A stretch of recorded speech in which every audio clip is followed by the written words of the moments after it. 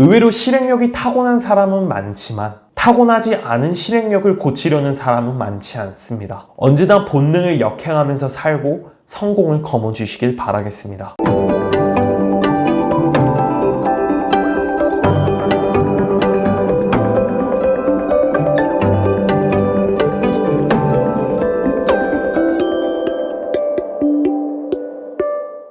여러분 안녕하세요. 인문학 청년입니다. 오늘은 여러분들에게 실행력에 대한 이야기를 들려드리고자 해요. 제가 최근에 느낀 것들 중에 하나를 말씀드려보자면 인생의 성공 공식은 정해져 있구나 이런 생각이 들었는데, 각자의 분야에서 여러 가지 성공 방법이 있겠지만 결국 성공하고 그 스토리를 책으로 쓰는 사람들이 말하는 공통적인 내용이 있습니다. 그 공통점들 중에서 세 가지가 지식의 탐구, 실행력, 그리고 피드백입니다. 오늘은 이 중에서 실행력에 대해서 말씀을 드리고자 해요. 세 가지를 왜 같이 말씀드리지 않고 굳이 한 가지만 콕 집어서 말씀드리는 이유는 제일 중요하고 사람들이 어려워하는 부분이기 때문입니다. 실행력이 있어야 좋던 나쁘던 간의 결과를 만들어낼 수 있고 수많은 경험과 피드백을 받을 수 있고 성장할 수 있는 계기가 되는 것이죠. 그래서 오늘은 제가 직접 해본 실행력을 높이는 세 가지에 대해서 말씀드리겠습니다. 첫 번째는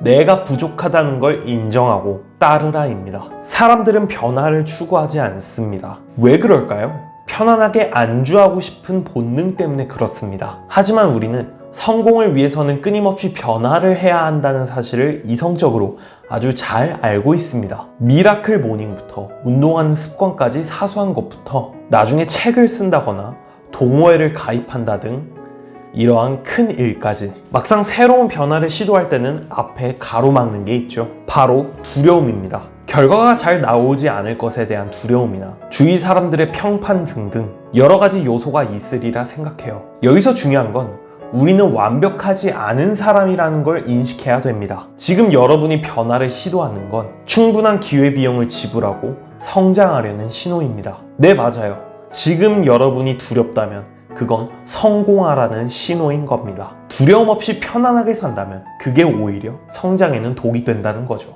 여러분, 원래 맛있는 음식은 몸에 안 좋기 마련이고 반대로 먹기 어려운 음식은 우리 몸에 좋은 경우가 많잖아요. 변화도 마찬가지입니다. 힘들고 두렵고 걱정되는 삶은 내 인생의 성장과 동기부여의 발판이 되어주는 겁니다. 생각의 전환을 해보자는 거죠. 지금 편안했으면 하는 생각의 근원지가 어디로부터 나온 건지 한번 생각해 볼 필요가 있습니다.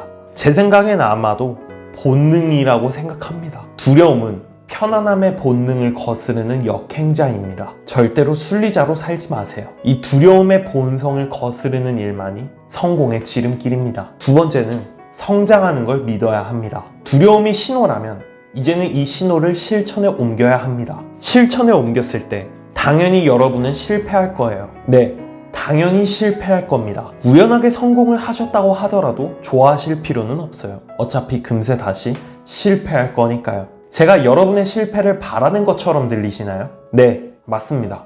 저는 여러분이 실패했으면 좋겠어요. 그리고 배움의 자세로 그 실패에서 무엇을 얻어가는지 공부하고 경험해 보시길 바래요. 사람은 성공해서 무언가를 깊게 깨닫기가 힘듭니다. 물론 당연히 성공의 원인을 분석하고 다음 성공을 위한 발판을 마련하는 것도 중요한 일이지만 대부분은 이러한 경우는 드물고 사람들은 성공이라는 결과에 심취해서 그 안의 원인을 깊게 들여다보지 않습니다. 그리고 다음번에 실패하면 원인을 찾지 못할 것입니다.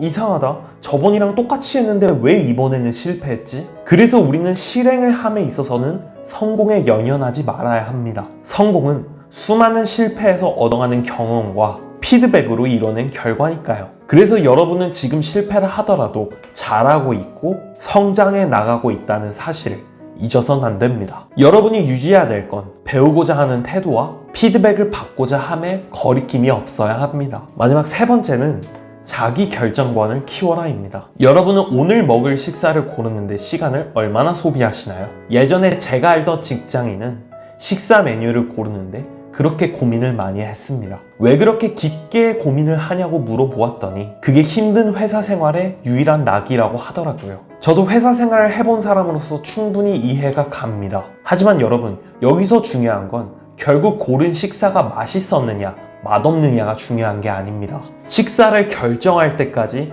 나의 결정 에너지를 얼마나 많이 소비했느냐가 중요한 겁니다. 우리는 하루에 수많은 선택을 합니다. 그 수많은 선택지에서 우리는 결정 에너지를 소비하는데요. 이 결정 에너지란 내가 주체적으로 무언가를 읽어나가는데 굉장히 필요한 에너지입니다. 이 결정 에너지는 하루에 사용할 수 있는 양이 딱 정해져 있습니다. 만약에 하루가 온전히 다 지나지 않았음에도 이 에너지를 다 써버리면 어떻게 될까요? 그 이후의 시간에서는 제대로 된 선택을 할 수 없을 뿐더러 포기하기 마련입니다. 제가 방금 식사를 토대로 예를 들어 말씀을 드렸죠. 근데 만약 방금의 케이스에서도 직장인이 이전의 결정 에너지를 다 써버린 상태라면 어떨까요? 타인에게 선택권을 넘겨버립니다. 혹은 눈에 보이는 아무런 선택을 하기 마련이죠. 이걸 제일 주의해야 합니다. 우리는 타인에게 선택권을 주어서는 안 됩니다. 이것도 일종의 편안하고자 하는 본능이죠. 내가 아닌 타인에게 선택권을 넘김으로써 책임을 회피하는 행위. 나에게 선택권이 없는 것만큼 비참한 인생은 없습니다. 그래서 성공한 사람들, 부자들은 그렇게 말합니다. 자유로워지고 싶다. 나는 항상 자유롭다. 경제적인 자유, 시간의 자유, 공간의 자유, 수많은 자유를 누리는 성공한 사람들은 이 자유가 얼마나 소중한지에 대해서 이야기를 해주고 있어요. 제가 생각했을 때 자유의 가장 기초적인 핵심은 선택입니다. 여러분의 일상의 선택에서 어디에 결정 에너지를 소비해야 할지 항상 주의 깊게 관찰하셔야 해요. 대표적인 예로 페이스북 창업자인 마크 주커버그는 이렇게 말합니다. 다른 옷의 코디를 신경 쓸 겨를보다 내가 지금 해야 하는 일에 집중 몰입을 해야 하기 때문이다. 이러한 이유로 마크 주커버그는 매번 똑같은 옷을 입는다고 합니다. 여러분 이제 아시겠나요? 여러분의 결정 에너지가 어디에 낭비되고 있는지 이제는 살펴보셔야 합니다. 그리고 여러분이 성장할 수 있는 일, 생산적인 일에 결정 에너지를 쏟으세요. 그게 곧 여러분의 성공의 길입니다. 의외로 실행력이 타고난 사람은 많지만 타고나지 않은 실행력을 고치려는 사람은 많지 않습니다. 언제나 본능을 역행하면서 살고 성공을 거머쥐시길 바라겠습니다. 오늘 영상이 유익했다면 구독과 좋아요 한 번씩 눌러주세요. 그럼 전 다음에 더 좋은 영상으로 찾아뵙겠습니다. 끝까지 시청해주셔서 감사합니다.